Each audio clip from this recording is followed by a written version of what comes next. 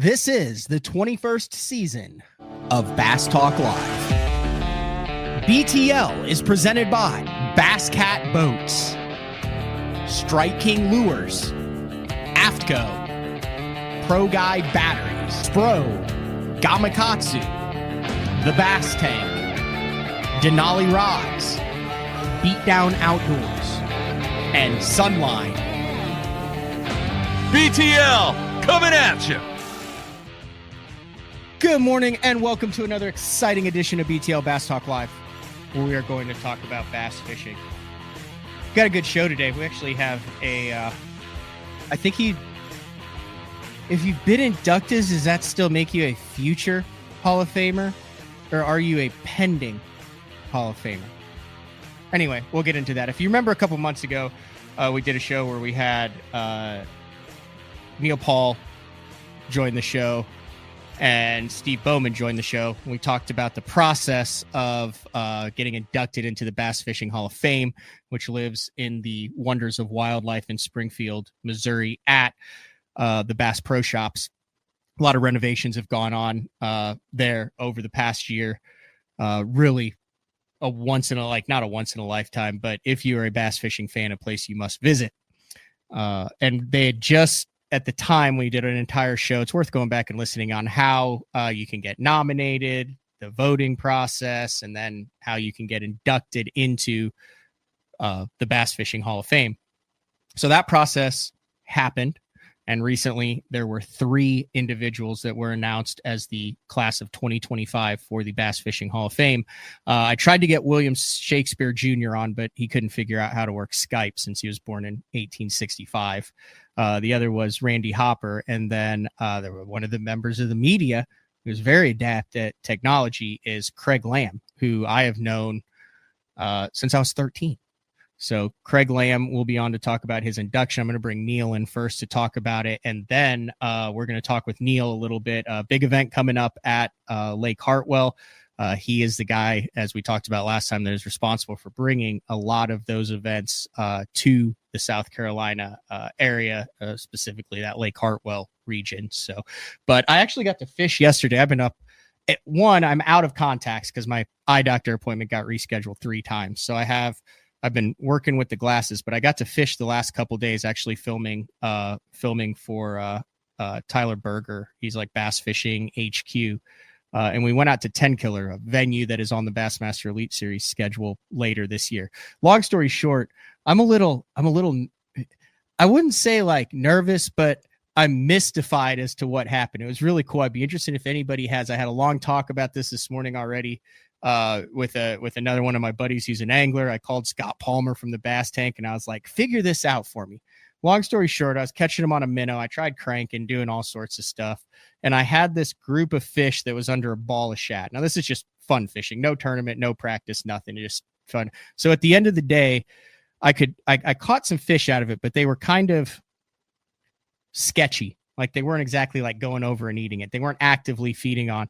So I'm reeling in my bait and I had snagged a shad.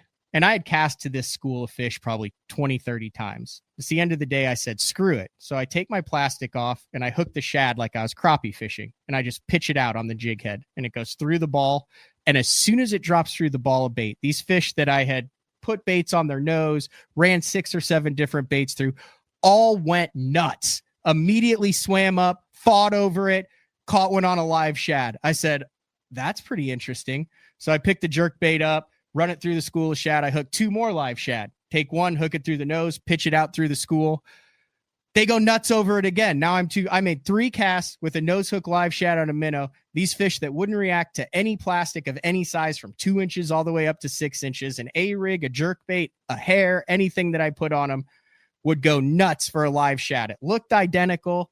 I had scent on it. And I'm like, man, that's pretty interesting. If you could actually figure out what it was, what element was it? Was it the scent? Was it the color? Was it the lateral line vibrate? What was it that those fish would destroy a live bait that went down to them identical, and something that looks the same but is plastic, that moves the same, that you think moves the same, they wouldn't even touch it? It got me thinking, which, typically you think a lot about how to catch fish. as I said yesterday, after you catch one fish on Kentucky Lake in 4 days, really makes you question things. So, all right, let's get to the Bass Fishing Hall of Fame. Maybe Neil Paul in South Carolina has an answer to my problem. Why will they eat the live shad when something that looks just like it, Neil? I know you deal with those blueback lakes out there all the time. There's a whole industry in South Carolina, Neil, of guys, you have to have this bait and that bait that wobbles this way and is chrome and that, because it has to be just like a blueback herring. But I mean, you live in the land of live bait, don't you? Oh yeah. And I was sitting here thinking, like, why didn't you just, at that point, after catching one on Kentucky Lake in 4 days, like, I would have even gone as far as to take a shad and rubber band it to a jerk bait or something, just something to do it. And I'm surprised you held out all day before you tried that. So well, I didn't snag one until the end of the day. Matt Ellis, he's caught a fish or two on Kentucky Lake. He says the prey stress pheromones. Maybe our next guest, Craig, has written about prey stress pheromones in an article over the past 30 years. I've never used those three words in a sentence together, so he's way ahead of me. Yeah, no, neither have I. Prey stress pheromones. It sounds good though. Yeah, it makes sense. I feel like that should be on the back of some packaging for either baits or scent or something like that. Yeah, we're on PSP. PSP. There it is. All right. Exciting news last week. I know the Bass Fishing Hall of Fame sent out there's the voting members that are selected members of the media, and then every current living blue jacket holder, which are current Hall of Fame members, got a vote in it. I believe the list was 21 people that made it through the final cut, or 23 people. How many was it?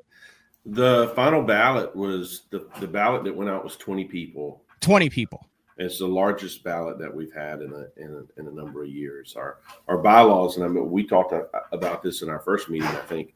Our bylaws say that the ballot has to have a minimum of 10, a max no more than 25. So with the 20 person ballot that we assembled, we obviously fell well within our bylaws, and then the voting, as you mentioned, consisted of, there's 30 members of our selection panel, and want to give a shout out to those guys, without specifically naming off the 30 individuals, but those guys work really hard. They're very in tune in what's going on.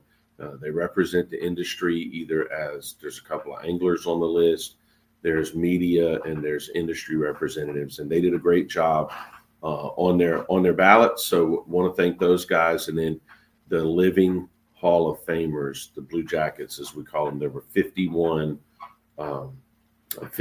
ballots that went out among that group as well. So when you got your past Hall of Famers, you got your selection panel, and those groups come together, cast their votes, points were tallied, and that's how we arrived at the 3 inductees.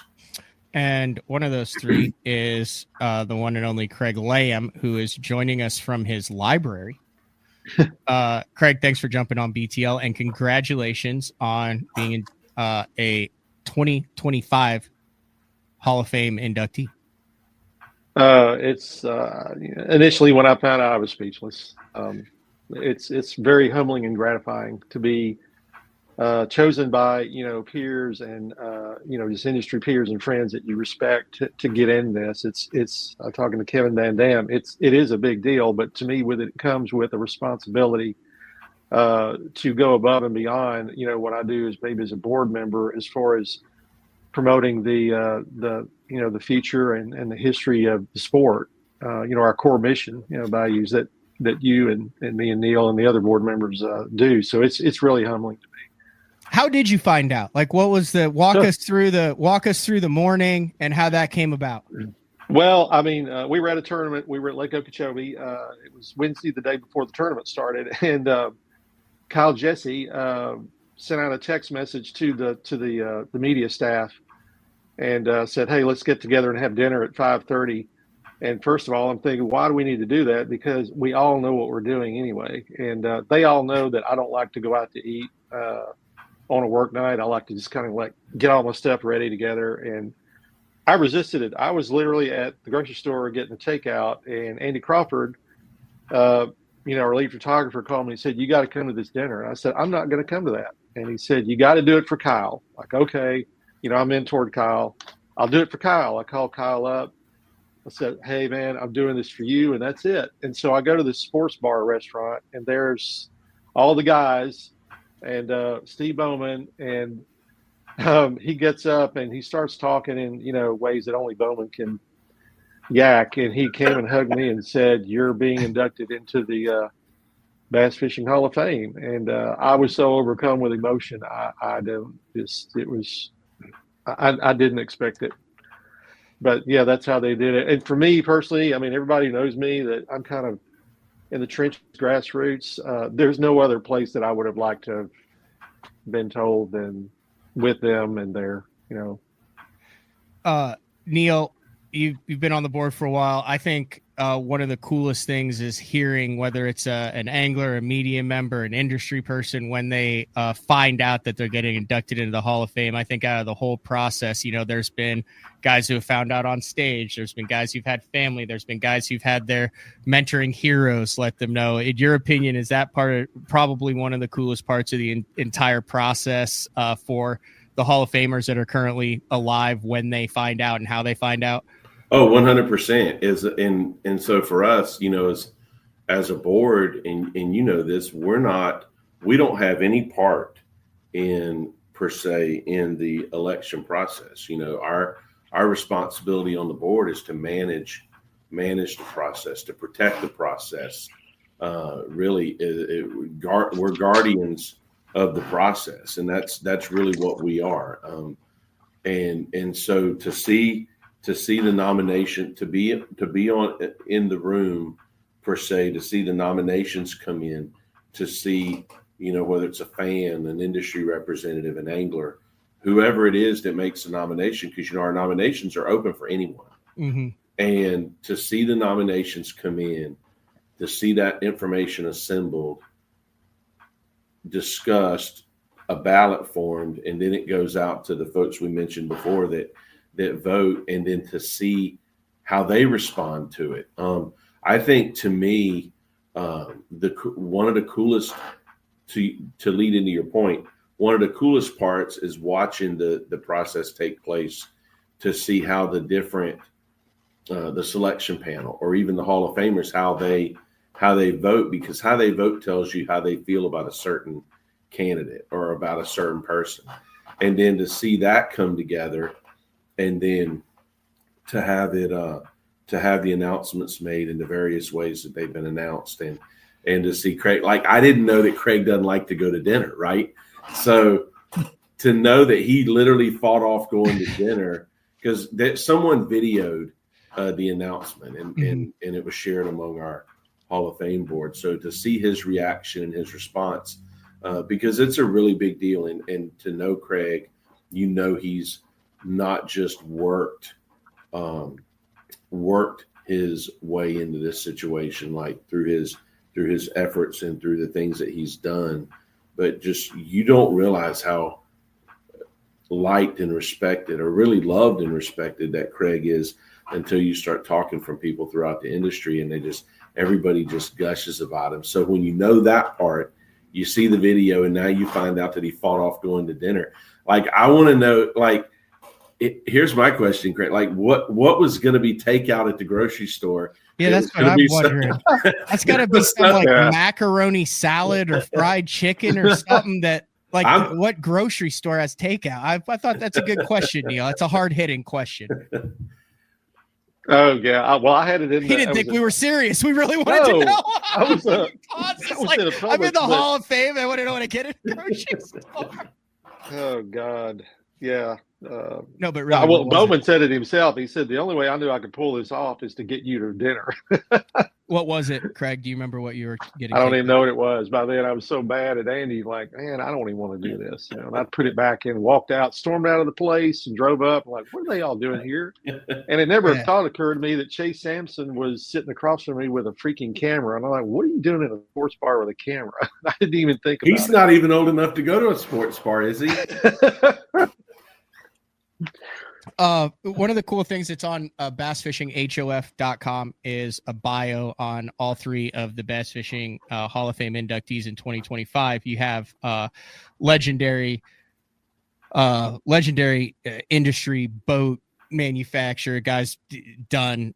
Everyone knows who Randy Hopper is.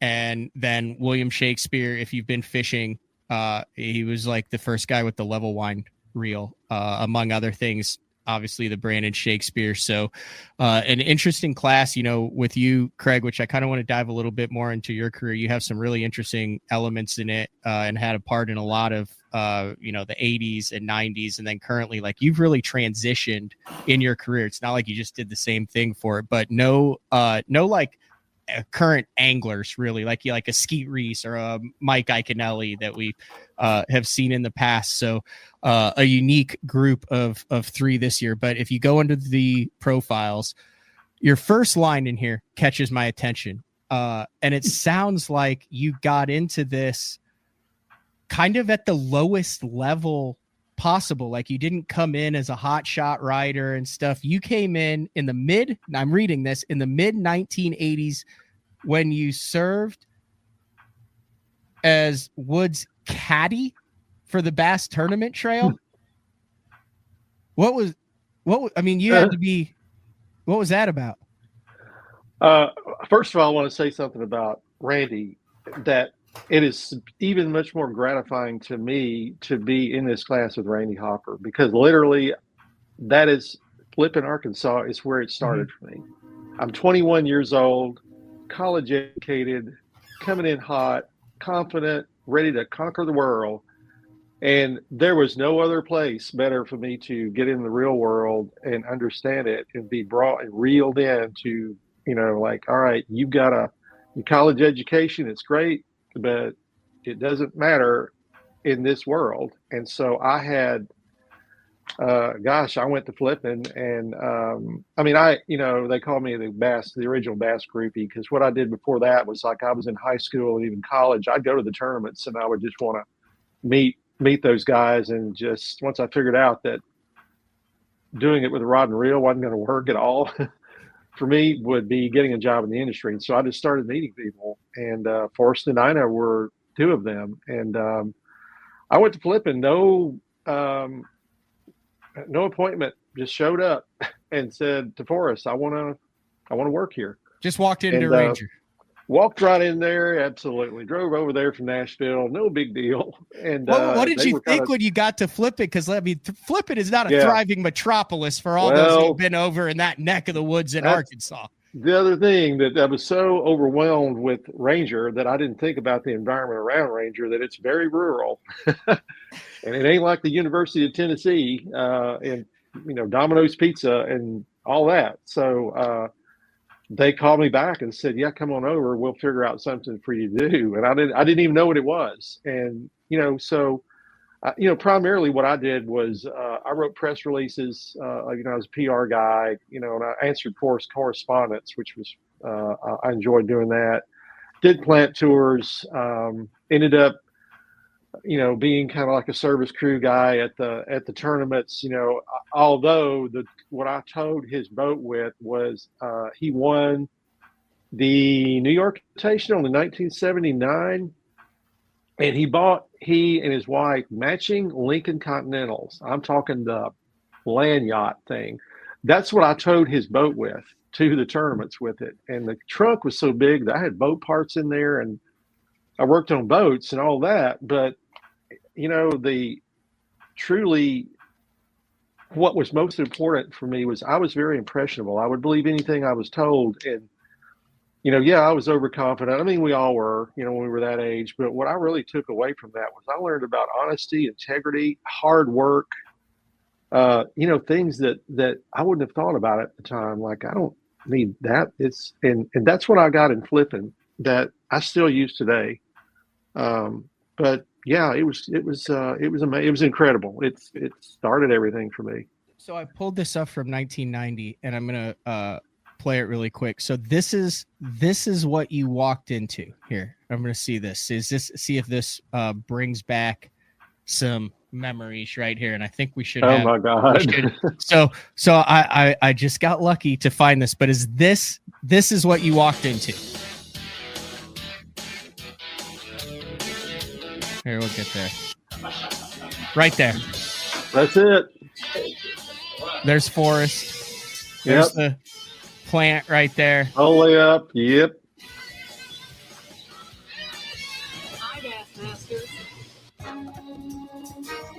That's pretty cool. That's awesome.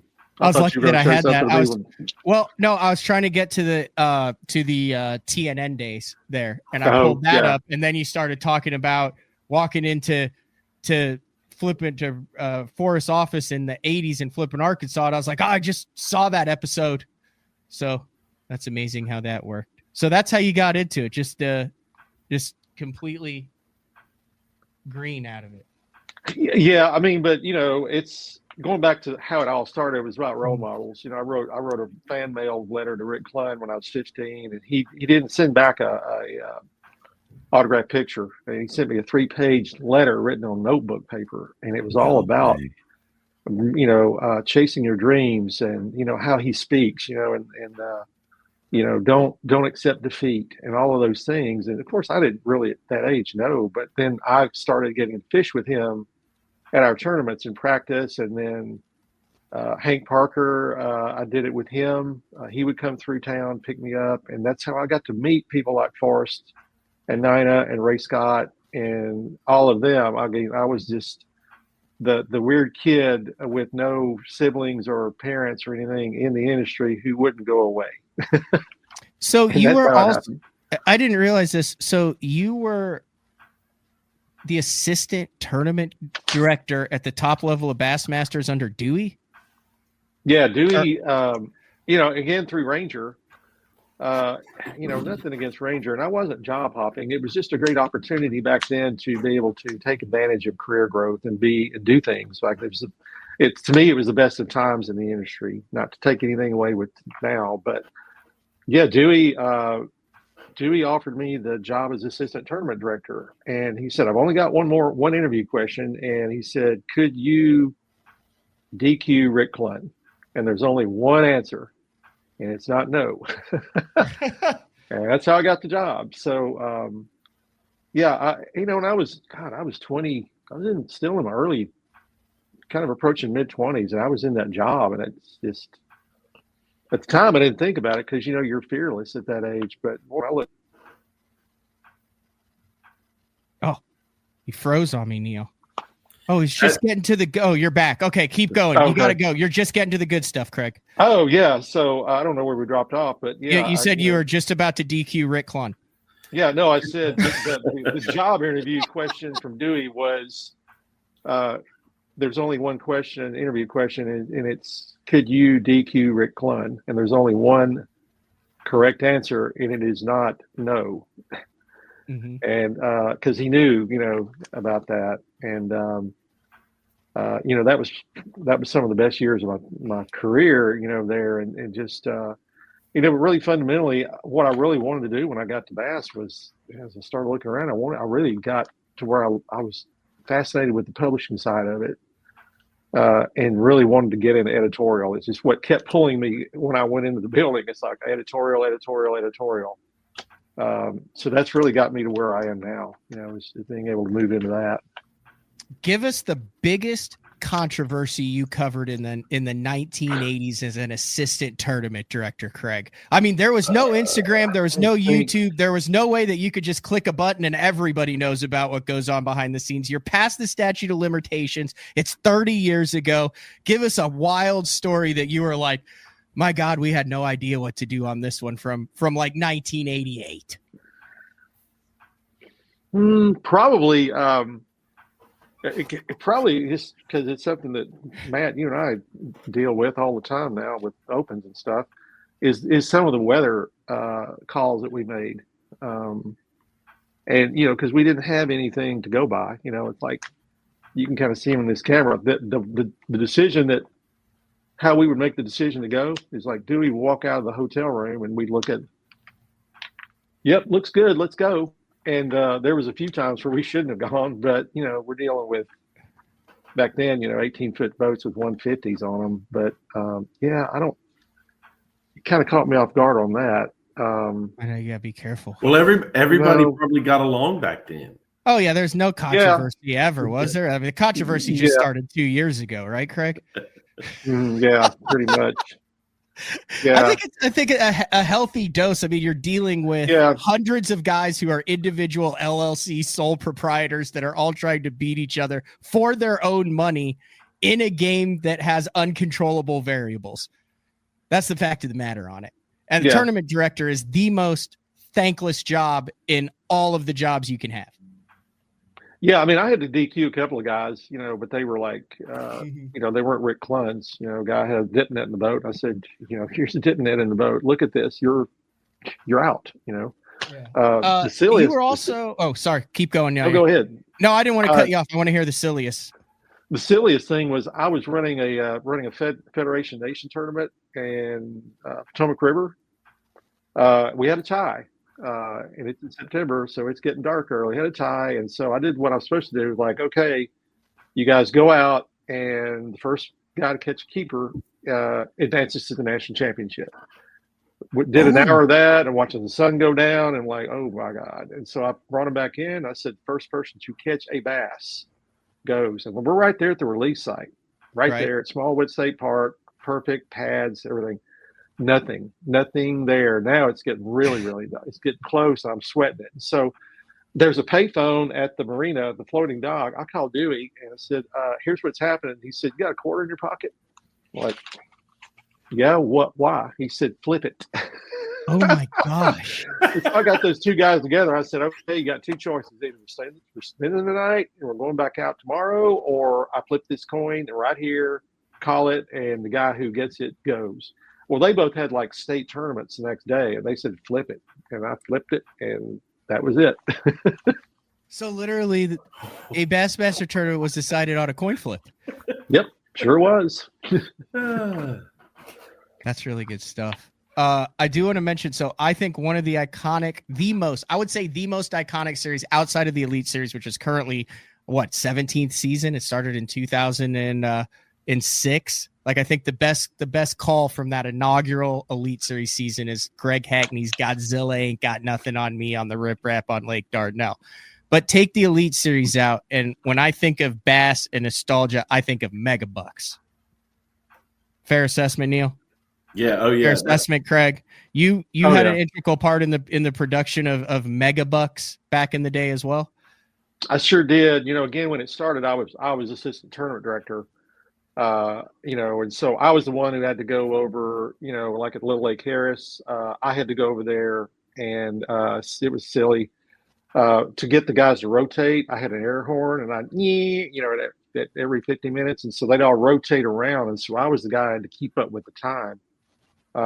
And I happened to be very close to where Larry Nixon caught that 10-pounder, where he's the oh my God moment, where the show. Hold on a second. Really... Pause it. This one right here. Yeah. Oh yeah. That one. This is the tournament you're talking about. Yep. God, the graphics back then were on fire. Well, yeah, and here I am right there. Wait, whoa! That was you? Where were you? Yeah. Wait, is that you putting the stick in the off limits? Yeah, and then you see me with that life jacket on. That's me. Yeah. That's you. That's me. Oh, yeah, you're putting up there's the whole course right there. See where I'm circling? You're saying, because they would rotate every second. We got to watch this beginning again and realize it. You have a 1988 montage on YouTube?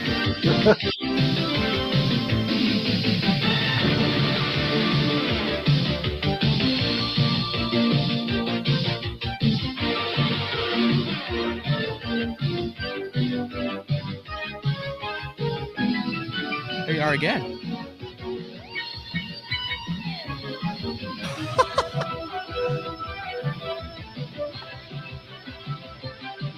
My boss. Look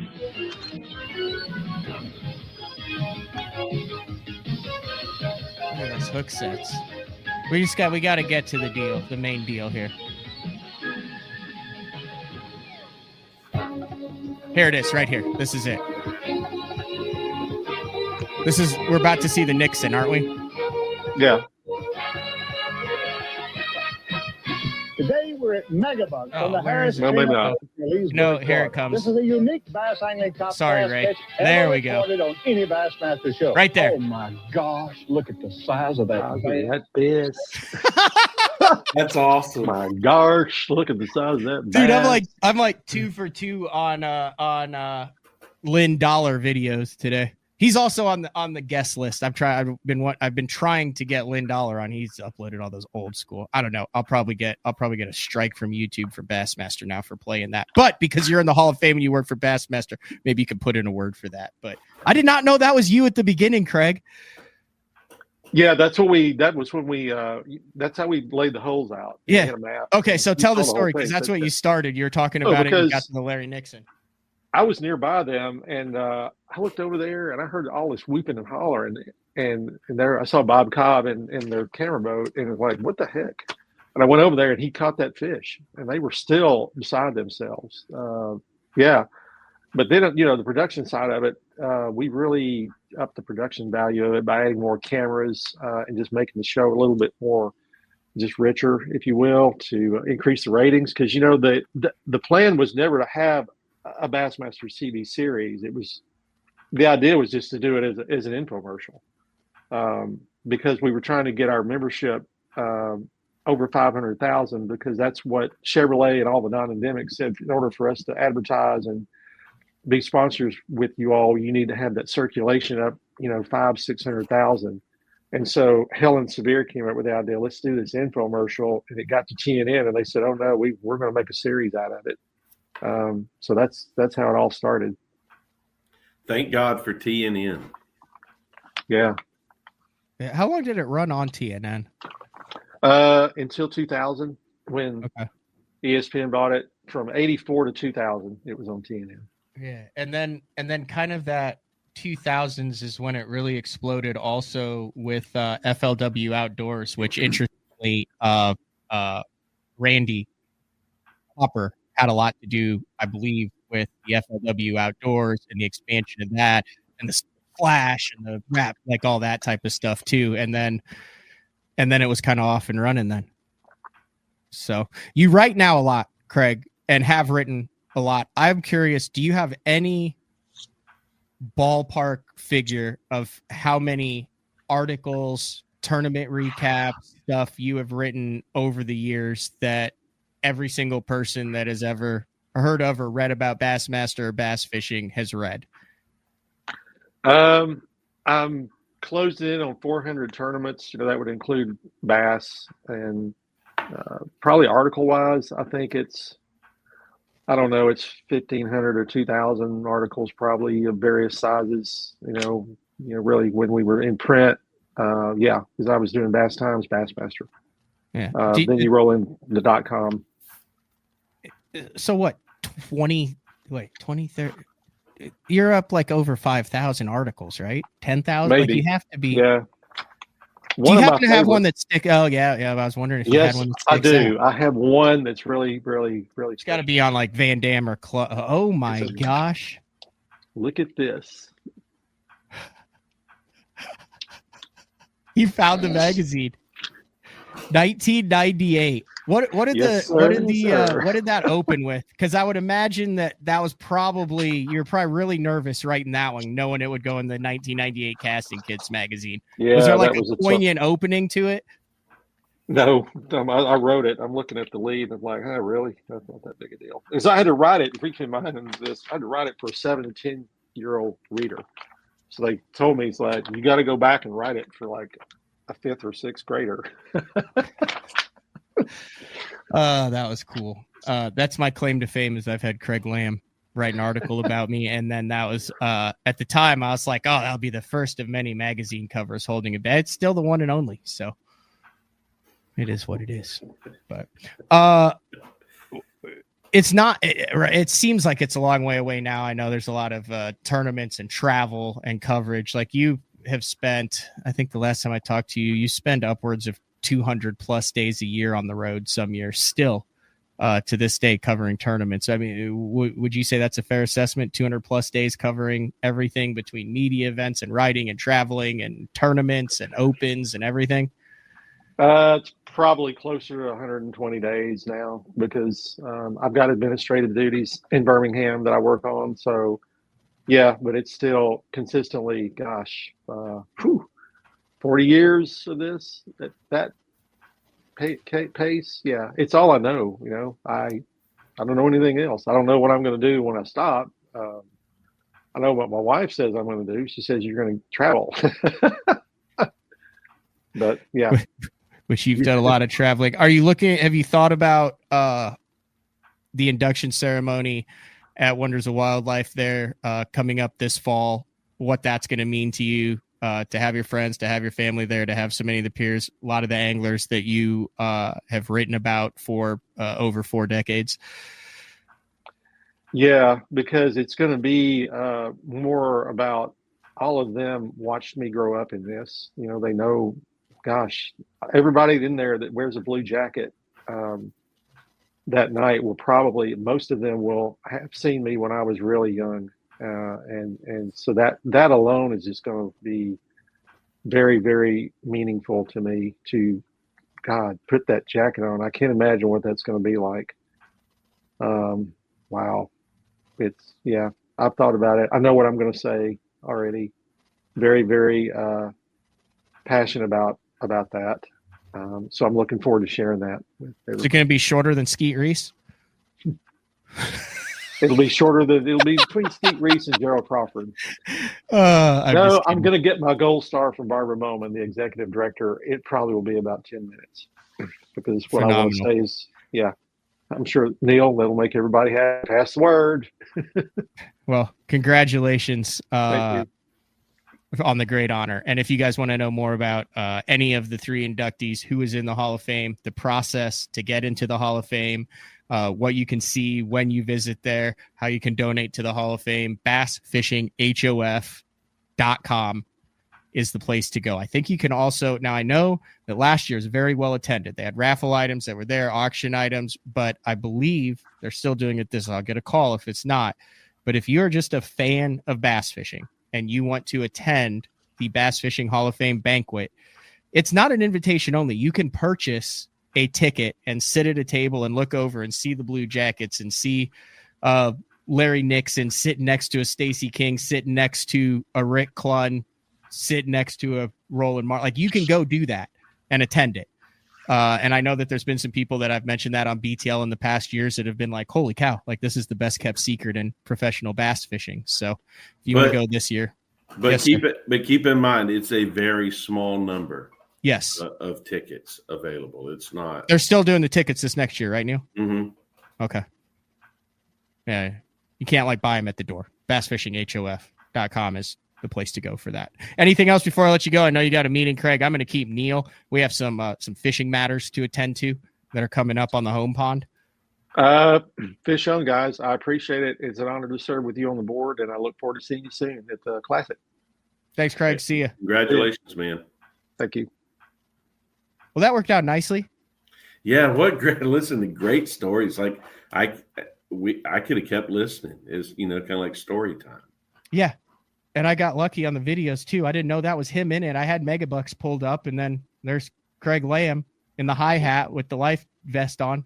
Yeah, pounding in steaks. Do you remember the Megabucks, Neil? Are you? I know you're. No, I do. I was a kid. I was a kid. I was obviously a lot younger, and I remember it. And I remember. I think about the closest. I remember a Megabucks event at Lake Murray one time. But like personally, like that's my only experience was a Megabucks event at Murray one time, but obviously I've only lived here, so I'm in my 16th year here at Visit Anderson. So the only thing I've got experience with here from a professional standpoint, is just what we've been able to host in the last 10 or 11 years. But I do remember the Megabucks events, and then obviously as a big fan of the sport, going back and watching some of the old TV shows and some of the old footage and stuff like that. I mean, I just, what a tremendous time, right? Oh, Craig wrote this article. I didn't even know that. It's like Larry Nixon. He's like synonymous. This is back in 2023 with megabucks and what went on there. Obviously, it was before my time as well. But as a fish nerd, you go back and you watch it. You hear the old school guys talk about fishing in it, how unique it was back then. They would literally fish in a whole course, basically like a golf course, and then have to move whole courses. The money was absolutely insane into it, and it made a lot of, I would say at that time, the second generation superstars. Like you had your Cluns, you had your Roland Martins, your Jimmy Houstons, that type, but that Larry Nixon was in that, but that kind of Denny Brower and Larry Nixon and that whole next kind of group of guys like were kind of made in the late 80s with those megabucks tournaments, and then the way they produced them, the way it came out on TV. It was interesting how he said that was going to be an infomercial. It makes sense because everyone talks about, Ray Scott was a businessman. You talk about him selling stuff on Toomer's Corner right there at Auburn University with the hat, always been a salesman, a businessman. So for him to go, hell, if we record this and put it out, we can buy some airtime and we can get more members, which brings in more money, it was really cool. I had no idea. No. And imagine doing a one-off event like that today with the folks. And I hate to bring it up just because it sparks an entirely different conversation, but imagine doing something format wise like that today as a one-off event with all the guys at Scope. Yeah. And, and you've got your spots, and now you've got scope holes and scope holes. You can't. Here's what we need to do, Neil, and I'm hoping Bassmaster is listening. So I've always been a fan of some sort of all-star specialty weekend, whether it was the TTBC back in the day. Sometimes they've incorporated Angler of the Year points into it. They did it on the Alabama River for a couple of years. They would have like an all-star week. They did it in Central Illinois one year. I remember like Aaron and Edwin battling it out there for like 3 fish that lived in Lake Decatur. I think it would be a fantastic event if you take the top 10 in the Angler of the Year standings from the 2025 Bassmaster Elite Series, and you have an all-star weekend. You can handpick the fishery. You have a Megabucks Rewind old school one-off all-star event where they do the whole courses like that, and you pick a fishery that has grass, it has deep clear rock, it has shallow muddy water, and those guys rotate for 3 days in that all-star event. That would be cool. Absolutely. And I'll do you one. I'll take your idea and we'll add one. And I've said on this one for a little while, and selfishly would love to do it here at our place with our facilities. But I think it would be cool to do and it could be a 1 day made for TV, whether it's on the .com or whether it's a live kind of thing, whatever, is to do a 1 day team tournament where you pair a current angler with a Hall of Famer. Mm-hmm. So you could have, for example, Seth Feider and Denny Brower in a boat together. You could have, Hank Parker and Jason Christie in a boat together. Or you'd have to go Jimmy. You'd have to go Jimmy with the spinner bait. Neil. Well, that's true. The Oklahoma Roots, Jason with the spinner bait. You'd have to go Jimmy and Jason. Okay, and so, but see, around the Carolinas, we know Hank Parker was really good with a spinner bait too. So that's where my head was. Yeah. But have something like that, and do something fun like that. I think that'd be really cool. No, it is. This article is really cool for those that aren't understand the Megabucks. Craig mentions this. He goes, the Megabucks winner back then, it was $100,000 cash. I mean, that's what they promoted, right? Yeah, Hank and Jason's a good one too, Clay. You're right. I'm a little biased. One of the BTL listeners sent this, like, that is the OG Jimmy Houston spinnerbait with the red head. With the Colorado, with the wire tie, all that. Well, and it's funny you say that. So if you saw Jason Christie's video, his wrap-up video from his win over the weekend at Sandy Santee. Cooper with the MPFL. One of his spinner baits that he threw two spinner, according to his video, he threw two spinner baits, and one of them's a Colorado blade with a red head. You know why? Right there. Yeah, well, I mean, That's it. and so that's really cool. Yeah. Get this. So I did not know this. This is Craig Lamb's article from 2023. The Megabucks winner did not receive the $100,000 cash up front. Instead, he received a $20,000 check and then an $8,000 annuity payment for the next 10 years. You imagine doing that today? Oh, people would go nuts, Neil. You'd have, oh my gosh, we'd have fist fights in the parking lot again. Yeah, he said our Bass Invitational tournaments lasted 3 days, doubling the time for Megabucks, logistically treating it like two events in one. Setting up the 10-hole course began at the office, with Dewey marking boundaries of the course on a topographical map. At the lake, we then eyeball the most ideal spots along the shoreline to hammer the hole boundary signs into the bottom, which is the video of the opening up on that. Going from one to the next around the lake, and then buoys were set up around the lake. That's pretty cool. Awesome. Are you? I know you have a meeting. I know we're 47 minutes in. If we take a quick break, can we hit on the MLF Invitational that is coming to your home pond? Yeah. So I don't have a meeting until I got about 15 more minutes. We're good. 15 more minutes. Well, screw the commercial break. I'll just run it afterwards, and we'll chat about the MLF Invitational. So, Lake Hartwell has 140 plus guys coming there this weekend. I believe they're practicing right now. Yeah, and actually the roster is we're going to fish about 115 guys. Okay. So yeah, so Tackle Warehouse Invitational with Major League Fishing this weekend gets started on Friday. The full field of guys will fish Friday, Saturday. Top 30 will fish Sunday. Now, I've been on the phone. Here's a little first look information for you. Been on the phone with our emergency management folks this morning. We do.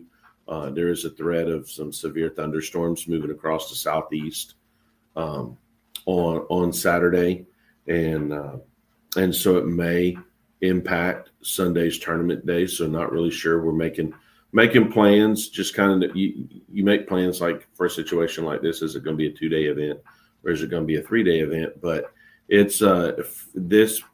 Personally, for me, it's going to be a lot of fun just because it's the first professional level MLF event that we've had here on Hartwell since the 2016 FLW Tour stop, which coincidentally was the first. I had been the interim director here for like a month, and that was the first tournament contract that I had signed. It was we signed it in June of 2015. For the 2016 tour stop, and so it's really kind of cool to look back at that event from really, and it's literally like within a day or two of being the same dates as it was in 2016. So it was a really cool event. Had a lot of guys. We just talked about Larry Nixon and the Megabucks. Larry Nixon finished 7th in that FLW event here in 2016, But to have those guys in town this week, and I know Kevin Hunt and those guys do a great job, and it'll be a lot of fun. I'm looking forward to it. I'm going to pull up the stats for that really quick. I'm curious just to see. There's a lot of new faces on the invitationals this year. Yeah, and then they let the guys, they kind of one off it too. So we'll have some BPT guys fishing this weekend, and oh my gosh, look at this list, Neil. Yeah, so John Cox, Clark Wendlet, 1 and 2. Yeah, Bass Nation champ Jamie Horton. Yeah, so I printed that list as well. I have the results, and I'm just kind of going through here. But like, I don't want to steal it, dude. That's an insane list, Neil. Keep going. But like, like John Cox won it. You had Clark Winlet finish second. Clark actually had the day 2 lead, I believe it was, the day 1 or day 2 lead in the event. But like, just look at guys that they're just careers they've done so much. But like, I look at like Jeff Gustafson. Gussie finished 4th. classic in that champ. event. Yeah, Larry Nixon. We talked about Megabucks. Well, you can't skip Brian Thrift in fifth. No, well, Thrift finished fifth. Corey Johnston, there's a name for you, eighth. Yeah. The $2 million man, Daryl Robertson. He's a Jay, Oklahoma native. Okay, so and then him, and then you got Peter T in ninth. Matt Aaron finished 11th. Chris Johnson, your angler of the year last year at Bass, finished 12th. Dude, if you fish this tournament, you are doing well in 2025. So listen, it gets better. So you got Scott Martin in 18th. From looking at the roster for this week and the results from 16, I can only find just initially two guys that fished that event in 16 that are fishing this week, and that's locally Brian Latimer and then Mark Rose is fishing this week. But Mark Rose fished that event and finished 52nd. Yeah, there's a throwback. Everyone's favorite BTLer. Oh, trust me, we'll get him out of retirement eventually. I still get emails about it. Bradley Hallman, I saw that. 5 finish. Yeah, I mean Mark Daniels Jr. 30th. Stetson Blaylock. He went to the elites the next year. Yeah. Finished 32nd. You got Luke Duncan fished that tournament. Luke Duncan. As a matter of fact, so listen, it's a quick funny story about that. So Luke doesn't make the weekend, and if you remember FLW back in the day, they would do this deal where they would keep a couple of guys around on Saturday morning that didn't make the day 3 cut. And if you had a local dignitary or a local somebody you wanted to recognize, they would have a couple of their guys take them fishing. Well, Luke used to do that, and Luke took one of our county councilmen out fishing, and it's a guy, and he's a former councilman that liked to fish, and he used to tell us about this place where he'd go catch all his fish. He had this secret hole, and he had this thing nobody knew about, and all this stuff. And he gets in the boat with Luke Duncan, and the first place they went was his fishing hole. And I'm like, because there are no secrets, right? Yeah. But yeah, Luke, I just looked through it. Jacob Wheeler finished 46th. That's the lowest tournament finish he's ever had. Yeah, it was all uphill from there, right? James Watson, 61st. Zell Rowland, 62nd. Yeah, Jimmy Houston fished that. Jimmy Houston, an interesting story about it. 2016 was Jimmy's 50th year in professional fishing. And so our county council, we did a resolution to recognize Jimmy for 50 years in professional fishing, and we presented it to him at the angler meet. And that was a really cool memory from that event. David Dudley finished 70th. Michael Neal, 77th, right? Hey, here's a fun fact. Can you guess what it's in his bio? Can you guess what Jimmy Houston's favorite television show is? Jimmy Houston Outdoors.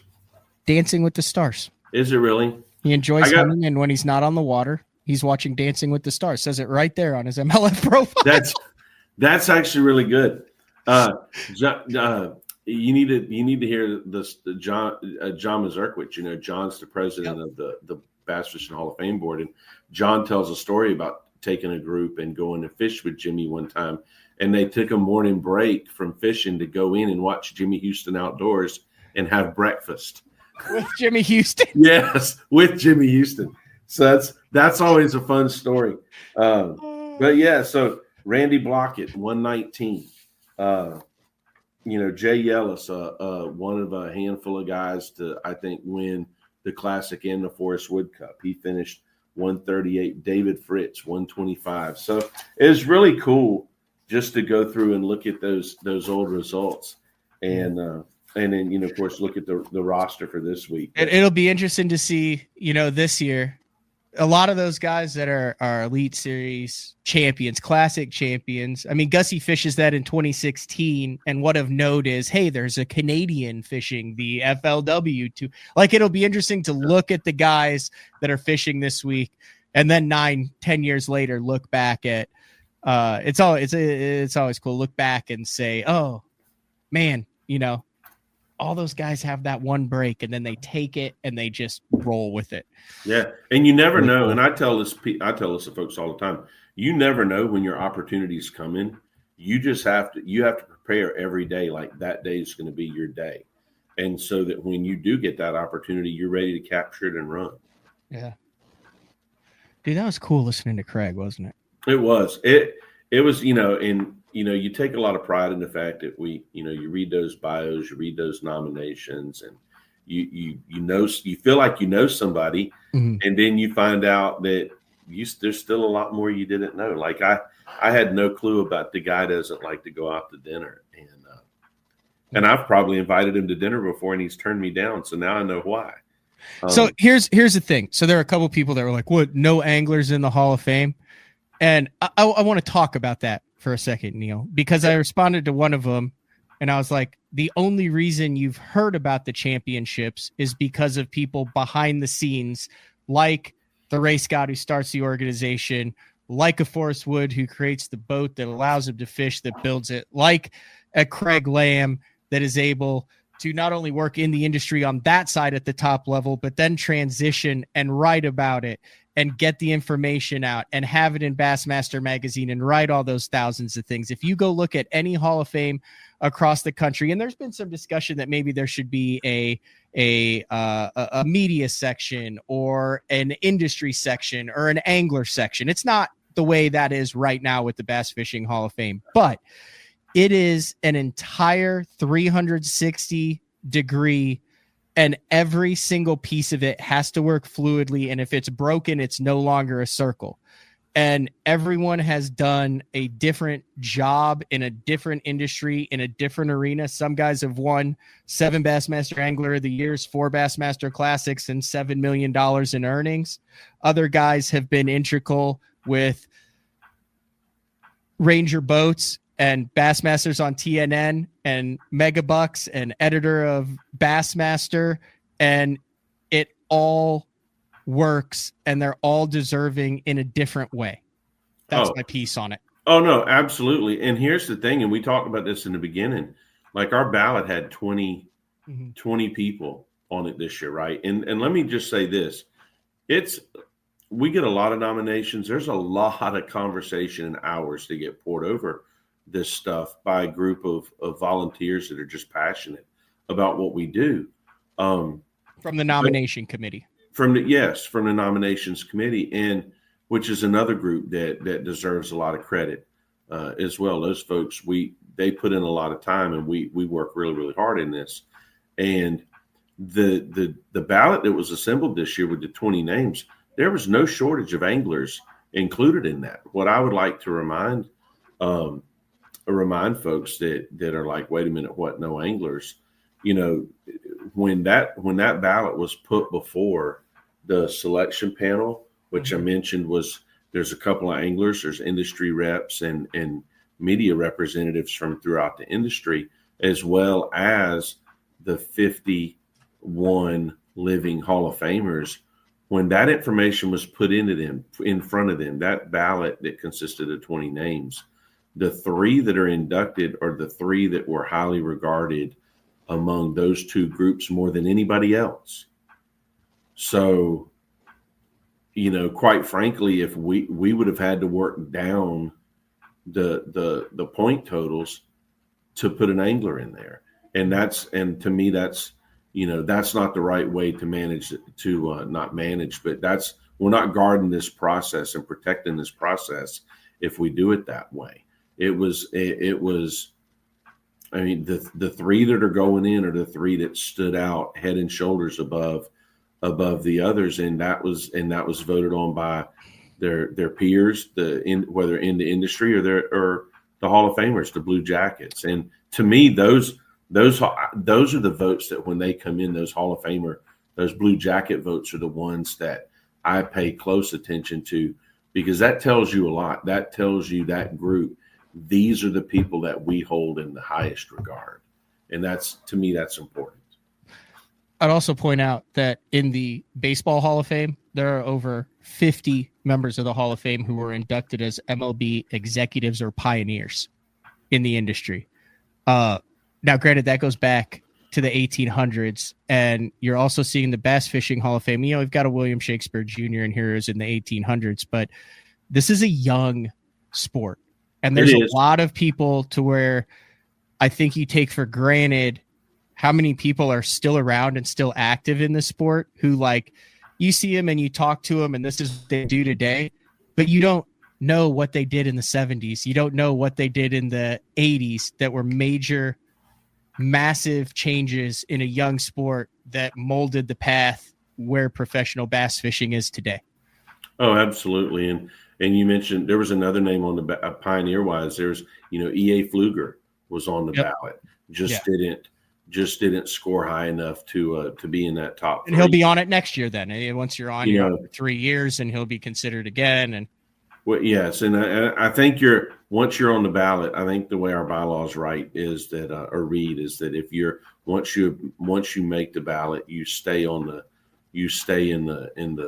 loop for like 5 years. And then you roll off after 5 years and then you have to be renominated is kind of how that works. But it was nice to see, because I think probably one area that I'm not going to say we've fallen short because everybody works extremely hard at what we're doing, but I think one area that we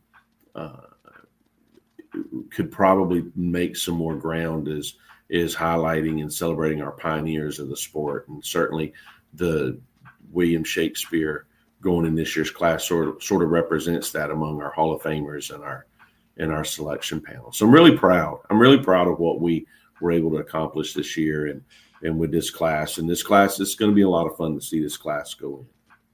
Totally agree, Neil. It was really cool. He mentioned Rick Clunn a couple of times. So, Rick retired from the Elite Series, didn't retire from fishing. And he fished that open on Kentucky Lake. And there I had, I was at the weigh, and I had 1 2-pound, 7-ounce bass. But the way we parked the boats, there was a long way to walk down. And, Rick is just sitting to my right, just sitting in his boat. And I just waved at him on the way back, and I weigh my fish, and I'm walking back, and he goes, "Hey." And he was addressing me. He's addressing me personally, Neil.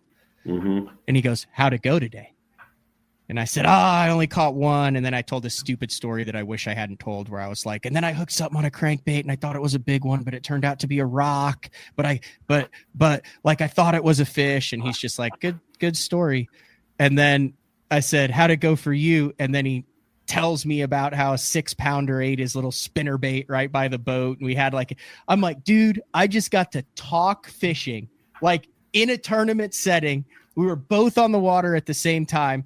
I had a really shitty day, and he only caught 2. And that interaction right there from one of the pioneers, the best that's ever done it, who's been in it for over 50 years, to have that one-on-one, dude, that's like Babe Ruth asking you about your at-bat, even though you struck out looking on 3 consecutive pitches and the bat stayed on your shoulder. But he was like, "Hey, man, what'd you see on that 0-2 count?"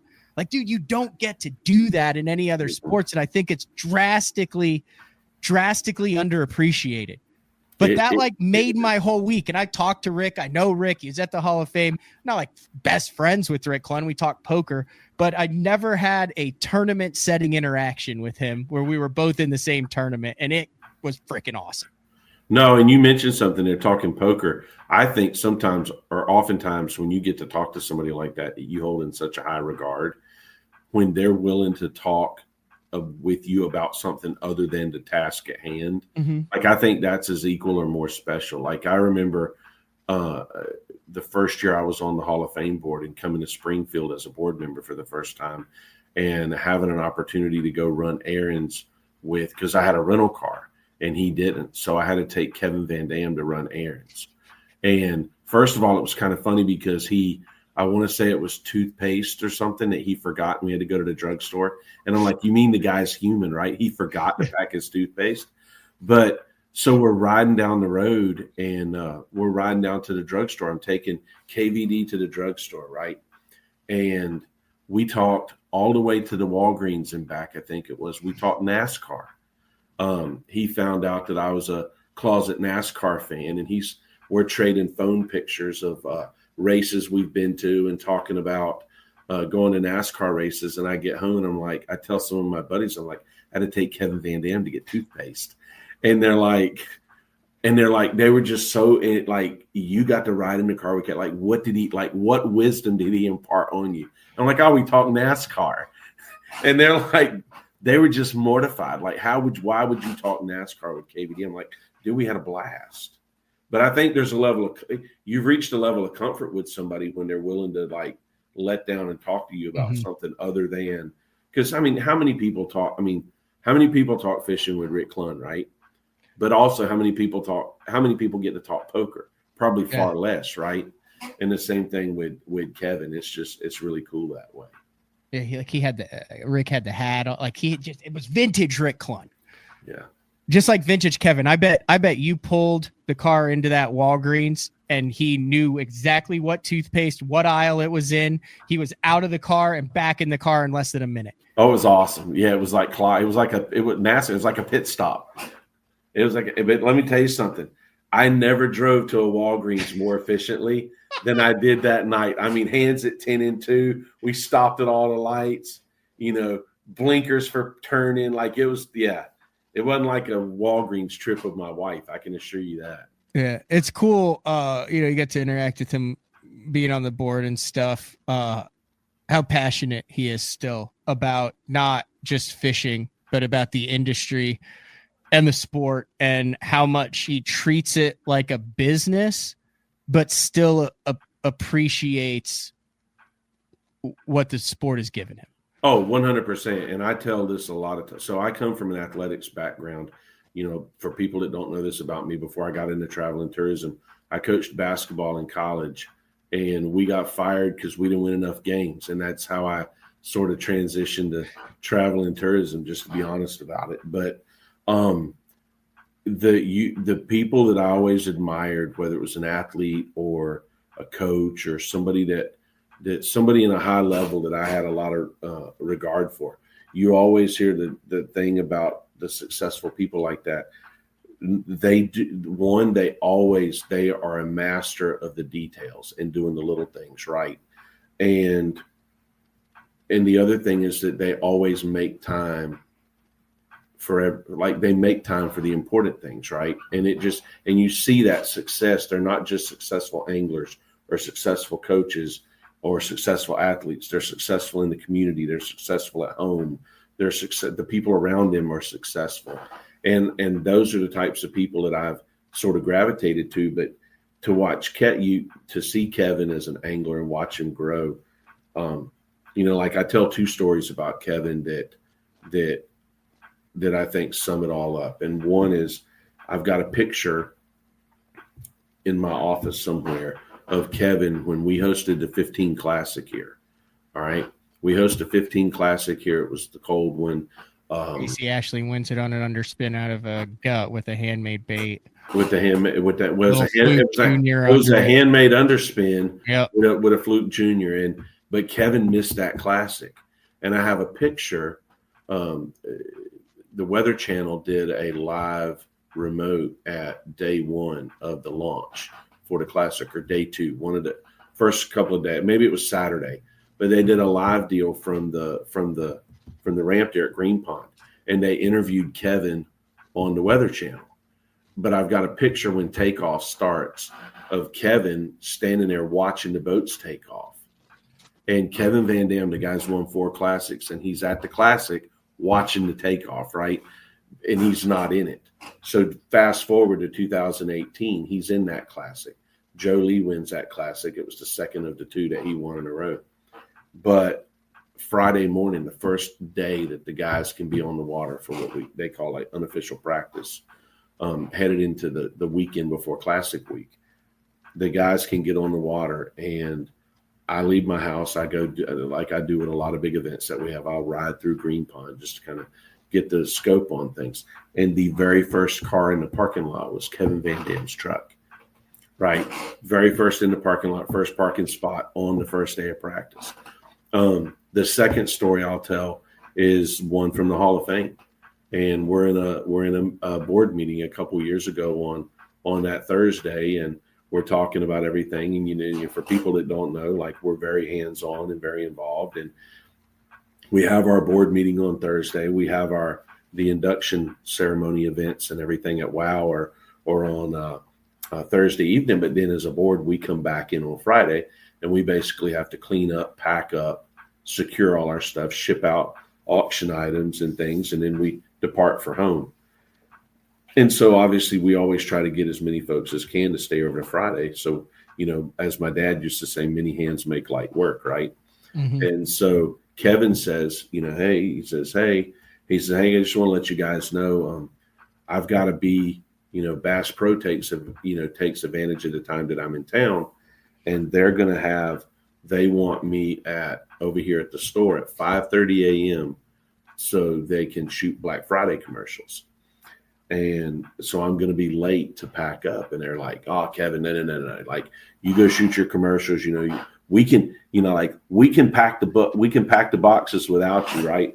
And he's like, no. So we come back Friday morning about 10 a.m. The door opens to the room. Kevin comes in, takes his jersey off.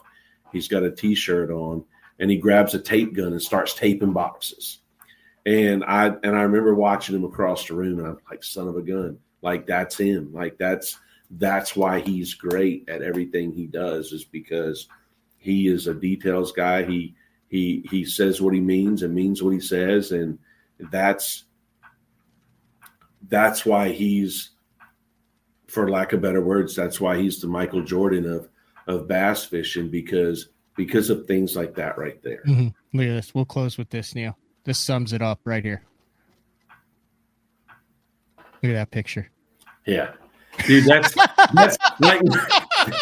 like that strikes. How many people saw that picture and like automatically got intimidated? Like, dude, I you did. do that with 99% of bass fishermen, and your first reaction would be to literally start laughing. You do that with KVD. You put him in a backlight like that with the logo and all that. And you're like, oh yeah, that's badass. Yeah, All right. I appreciate it, man. Thank you for jumping on again. It was a fun show. Absolutely. And thank you for the opportunity. I really appreciate it. And the work that you do, not just across the industry, but with the Hall of Fame, man. I don't do as much as I should. Well, you'll get there. Everybody has to. I should have been crawl before they can walk, right? Yeah. I try to accentuate my strengths. No, hey, you keep at it, man. No, we appreciate it. And you do a tremendous job. And just like I got reminded when we visited last that I didn't do the proper job of giving you the propers that you deserved on the MC job you did down at the plaque unveiling. So, oh, dude, that's the most terrified I've ever been public speaking. I literally, right before I go live, look in front of me and Johnny Morris walks past. Yeah. But you slayed it.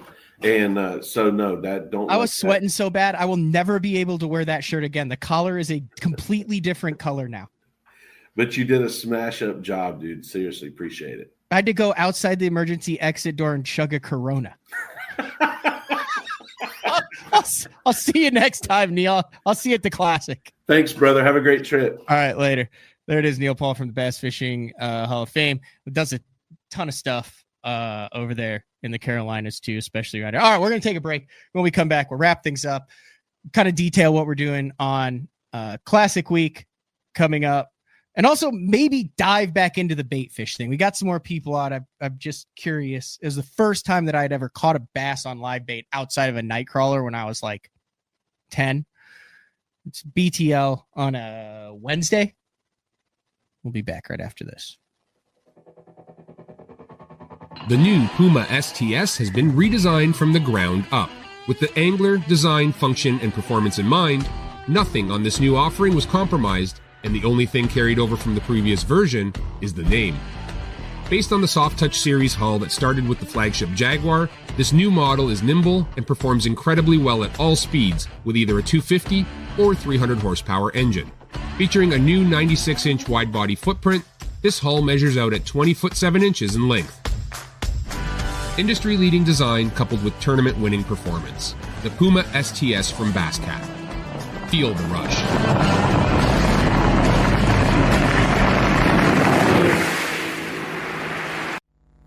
Your early morning mentality is your every hour mentality. All gas, no brakes. Focus, purpose, power. Destined for the water, but confident everywhere else. A calming buzz before the storm, truth of nature itself. You can't catch lightning in a bottle. There's a limit out there, but it's not with your gear. Unrelenting power delivery. Unparalleled weight savings. Keeping you on the water whether you run a 9.9 or outscoping your best 5. In this rare air, there's power in the silence. It's a mindset, thinking only of the things that matter and freeing your mind from the things that you trust. This is Gamakatsu's new Nano Alpha line of hooks. If it looks familiar, that's because they are. It's the same shapes and sizes in the round bend and the EWG and in the new Horizon head that you know and love from Gamakatsu, but there are a couple new features with this Nano Alpha, which is this little green label that you see on the packaging. First off, 2 times faster hook penetration. That's because of the Nano Alpha smooth coating on it, and also it is 4 times more corrosion resistant. Check it out, Nano Alpha. I've been using Sunline Shooter for the majority of my career. Millions of dollars made, lots of bass caught, and the gnarly stuff. If you need a abrasion resistant, tough fishing line for the really mean stuff, Sunline Shooter is for you.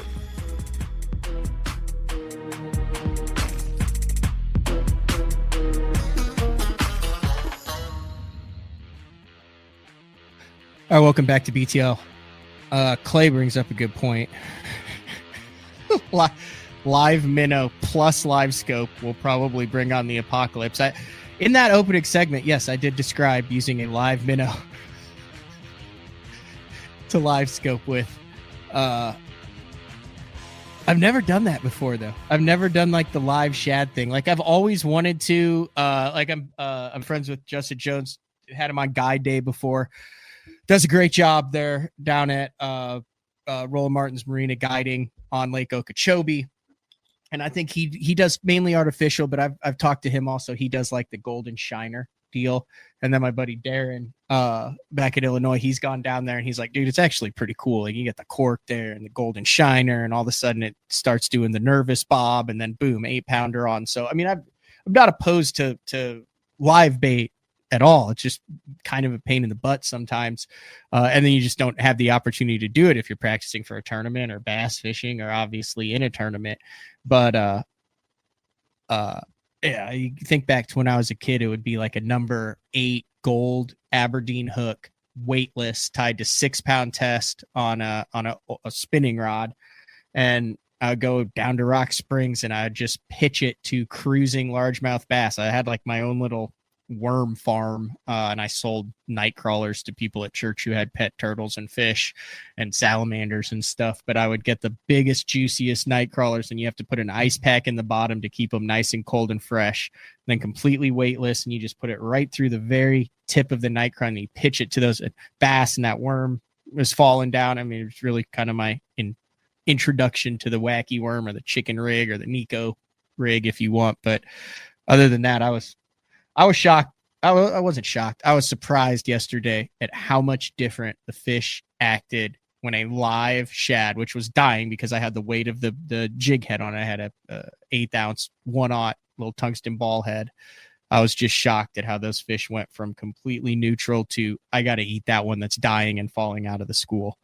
I know I was telling some of my buddies about it, and they're like, yeah, there's this dude on YouTube who puts big gizzards on the ledges on the TVA fisheries, and it's like crazy to see like the fish that he catches on that. I was talking to someone else who was like, yeah, you know, like the guys who are striper fishing talk about catching 6-7 pound smallmouth all the time down on Texoma with it. So maybe we can get Frank to do a live bait show. I wonder if Frank's ever live bait fish. That'd be interesting. Talking about him. Well, I mean, think about like Bob Krupe in the world records out on like Lake Castaic and all that stuff back in the 90s. They were big live crawfish guys. And I know Lake Fork and that, like water dogs and all sorts. Like I think it's Lake Fork. I know you have back in the day, but they use those big salamanders, like live salamanders and all sorts of stuff.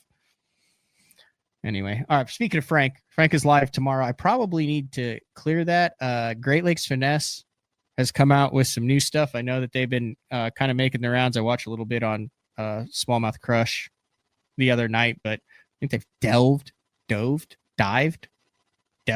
into the world of rods, and then some new products. And then we will also have our final details for the meet and greet at the Bassmaster Classic in Fort Worth, Texas. Speaking of which, I promise this is the last week we'll talk about it because the event happens on Monday. The Classic Crawfish Boil to benefit St. Jude and Cook's Children is Monday, March 17th at Texas Whiskey Ranch in Fort Worth, Texas. It's a $150 ticket. 100% of those proceeds, like everything else, is paid for. So 100% of those proceeds go to St. Jude and Cook's Children, which is a sister hospital for St. Jude. St. Jude is a research hospital. Cook's uses that research based in, I think I got that right, 21 and up, live music, crawfish boil, includes the drinks. The classic competitors will be there. It is their one night off beforehand. If you're within 3-4 hours of this is 100% worth going to. It is tax deductible for the donation. It is a really cool event. A lot of guys and a lot of people have put in a lot of work for this behind the scenes. We've obviously had Chris Zaldane on. This is his home neck of the woods, as well as Trait, who's put in a lot of work for that. Check out classiccrawfishboil.com for more information. Have to buy tickets beforehand, though. You can't buy tickets at the door. So 6 to 10 p.m. Also, I'll show a little peek of it. I have a call after this for the St. Jude, Dick Hiley St. Jude Bass Classic. You guys do a phenomenal job every year of supporting BTL and the Bass Fishing Saves Lives t-shirt, where all of the profits go to the Dick Hiley St. Jude Bass Classic, which is at $7 million over the 20 years that they've done it. We raised over $800,000 last year, $1.1 million the previous year. Big event this year. We had Gretchen on. We've had Bart on, who just announced that event is giving away raffling off a boat if you're a qualified angler. Also $25,000 for first place at Wabasha. I'll give a little sneak peek. So this should be available soon on the website. I'll have all the details, but we kind of changed it up a little bit. Like I said, I'm not sure I'm supposed to be showing that. That's a cool t-shirt. Kind of been the same theme every year, but switch it up. Here we have some fishermen. Also, Adam Bartuzek has an Ice Fishing Saves Lives t-shirt this time, so he got in on the act. Like I said, all those proceeds go to that. If you guys are going to be at the Bassmaster Classic and you want to hang out, I will be at a number of different booths next week. I think we're going to do a live from Pro Guide. I know that the AFCO, Sunline, Denali, Spro, Gamakatsu, all of those are kind of in one conglomerate. We'll also be at the Pro Bass Adventures booth. If you guys want to talk Mexico bass fishing, like Baccarat 10-pounders, ask about the past trips to El Salto and how you guys can be a part of that. In December, I'll be there. So the owners, Josh and the rest of the guys, you can talk about that. The Bass Tank will be there with Scott Palmer. I know I'll be at the Bass Tank one of the times, a lot by myself, a lot with Frank. If you guys want to know about the mounts, the graphs, Beat Down Outdoors stuff, there'll be a Beat Down Outdoors booth too. Where else am I going to be? Oh, the Pradco booth with Uncle Frank and myself. They're giving away something each day that we're there on Saturday and Sunday. I'm not sure what it is. Some sort of lure, I would imagine. And if you're going to bring a lure for Frank to autograph, Frank is a stickler about you not having treble hooks on it, because that's a good way to end up with a number 2 in your palm. So, all right, that's all I got. Congratulations to Craig Lamb, the other two, Randy Hopper and William Shakespeare Jr., who's the 2025 inductees into the Bass Fishing Hall of Fame. It's kind of like Christmas today. So if you've noticed, I've had a wrap for the last 4 years. And this year, I did not have a wrap yet because we're working on something a little bit unique. I've teased this a little bit. I'm not going to announce it until later this month. But we started the Best on Tour This Week show with Dave Rush. It's a 5 to 10 minute just a objective what went on in the industry from a fishing standpoint, from an industry standpoint, putting it out on the YouTube, iTunes as well. So if you guys want to see what's going on in the industry and just a quick little snippet, that uploads at 6 a.m. every Tuesday. We'll have to have a couple weeks off, but 30 Tuesdays for the remainder of the week.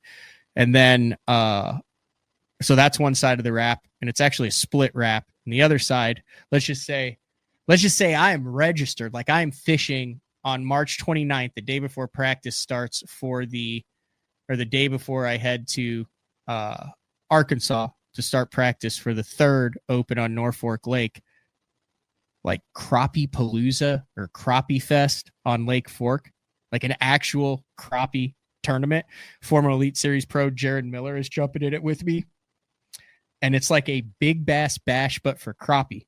You weigh in your biggest crappie. You get like $5,000 for the biggest crappie. And then if it's over 3 pounds, you get like another $5,000. And then if it's like a record, you get like another $15,000. You have the potential to win $25,000. Realistically, $10,000. But that other side of the wrap, I need to ask when we can talk about that, like what it is. I guess you'll see it because I'm going to have the wrap done today. But took it up to Sign It. Justin over at Sign It. This is the third boat that they have wrapped for me. I'm not a big boat wrap guy. Like I enjoy not having the boat wrap, but everyone seems to have a boat wrap. I'll tell you what a boat wrap does, and now I'm rambling. It lets you see how guys really are in the opens. Because for the last 5 years, I've been like, yeah, no one, like everyone's super chill. Like if they run by, they're like, hey, Panger, you know, what's up? So I haven't had a boat wrap for the last 3 opens. It 100% isn't because people like me. It's because they don't want to be put on blast on BTL for pulling in on me. Because when it's cold and you have your hood up and you're in an unwrapped cat that looks just like everybody else, guys will pull right in on you. Like very close and do very sketchy things that they would not do in a wrap boat. Like that I never had happen. Like I didn't have any of this happen to me. And I'm not like saying it is on the water or there's ever been a confrontation. Primarily it's in practice with guys who like literally just act like you're not there and idle 20 feet away from you. But